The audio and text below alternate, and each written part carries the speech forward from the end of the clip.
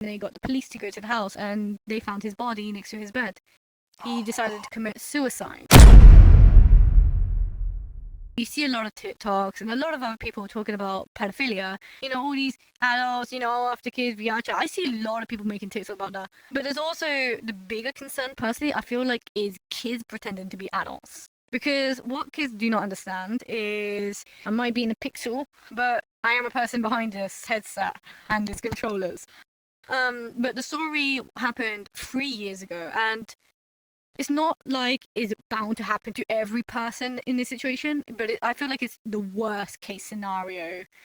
So this implies two main people, a 14-year-old girl, and we're going to name her Jessica, and a 23-year-old guy named Alan, and Alan is my friend. Now, a lot of people know there are a lot of VR chat clubs in the VR chat world. Obviously, they're 18 plus. You would go on Discord, you would get ID verified, you attend the clubs. It's a fun place and a bit chaotic sometimes. It is common, sadly, to a kid or two to slip into the events. They'll always use, they'll use a fake ID, or they might use their parents or their older siblings' ID, or maybe a friend that they're an adult. There's always slip-arounds. And, most times you'll get caught, you'll get banned, or, you get a slap on the wrist and that is it. But sadly, with this story, it was like the worst thing could happen. So Jessica used her 19-year-old sister's ID and got into the club event. Basically, within there, Alan was a dancer. He was just typical full-body male dancer, really good at it. He has a pole in his room as well. I remember it in the past. He was a good dancer, really good, got a lot of attention. I guess Jessica caught a liking to Alan, like almost like when a teen girl had a celebrity crush on Harry Styles or Justin Bieber, like that kind of freaking out kind of thing. Posters on the bedroom, like if she could, I can picture that she would have. Also, Alan's asexual, so he had no desires, anything like just no sexual desires. Jessica, got a bit interested and started hanging out with Alan, going, "Oh, I love you dancing, I love you, love this, love that," and wanted to spend time more afterwards. Jessica started getting a habit hanging out with Alan a lot. Every time when he was online, she would get online. Every time that he was with his friends, she would be with him with his friends and everything. And I was going for like a couple of months or so, and okay, she's like crazily simping for this guy. Like Jessica's trying her best, but he's like sees her as a friend, and that is it. Not interested whatsoever. But one day, I think, because after a few months, she got a bit carried away. She, got a bit confident with this. And instead of hanging out with him and his friends, she wanted to bring him to her friends, which were in the same age range. They were between, 13 to 15 years old. And they brought him to the world, and, Jessica like, "Oh, yeah, this is my friend," kind of thing. And, they questioned, like, "Okay, why is there an adult here?" But they didn't say much. They're like, "Oh, okay, cool." I guess they were hanging out, this and that, and Jessica was getting a bit, giggly, getting a bit close, kind of the hand on the shoulder kind of thing.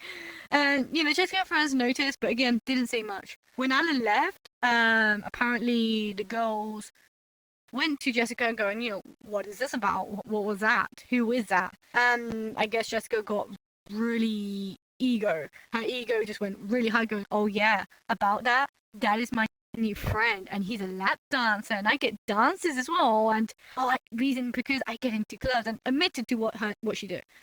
Thinking that Jessica thought out her friends would be like, "Oh wow, that's so cool, lucky. Oh, I wish." Nah, it wasn't that. Jessica's friends were actually against the idea of it, and they were like, "Whoa, you shouldn't be doing that. You're only a kid. You'll get in trouble." And obviously, Jessica's reaction was, "Oh, it's just a game. Nothing can go wrong. It's just a game." Jessica's friends didn't approve of that, and they had something in mind. Next time Jessica was at a club event, Jessica was going like, "Hey girls, come and join me, please, you should try it out. I would just say you're adults as well. I'm already part of the club, blah blah blah, all that shit." And the girls took the offer, but not in the way Jessica thought. Jessica was already in the lobby, already sat on the couches. Her friends joined, but by the entrance where the security was. And they were, "Hey, we need to talk to the owner right now. We're minors, but before you kick us out, our friend has a minors in the club. We disagree on her idea, but we wanted to let you know." Obviously, due to that oh shit moment, they decided to cancel the event before it started. and obviously took her out. And what happened was the owner, Alan, the girls, and Jessica were all in a room. Jessica was like confused what was happening, so it was Alan, but the girls told everything. They explained Jessica's true identity to Alan and the owner and explained the whole thing. Jessica wasn't happy, she felt betrayed by her friends. Alan was mortified by this and felt sick and much more. And basically after that, Jessica started getting a lot of hate because, VR chat spread. She was getting a lot of profanities, called, you're a whore, you're a slut, why are you so desperate to be an adult? You're only 14, stop being so sexual, be a kid, go to rec room, go outside and play in the ground and get dirty, stop being a pretty bitch or something like that. And obviously Jessica didn't like that, and, she started panicking. Now, a side note, or before I continue the story, a side note of Alan, VR chat was his life. He had a great job. He'd go to the gym and he ate healthy. He was like a lot of people. He's also really good looking IRL. But mentally he was fucked. He lost his parents at age 5 in a car crash. He was actually in the car crash. Well, he was the only survivor. His parents didn't survive. And basically he was in foster care. They were using him for money. He was mistreated. He was readopted 3 times as well. They got adopted and then got sent back to foster care and then back again. It was chaos. He went through a lot of shit. So mentally, he wasn't there, and he felt, what's the point in living? He had that in mind a lot. But when he played VR chat, he does work at home, so he had a lot of spare time. He had a good house, he went gym, healthy, everything, happy. It seemed happy, but deep down he wasn't. When Jessica was getting attacked by all these shit, obviously a 14-year-old, she panicked.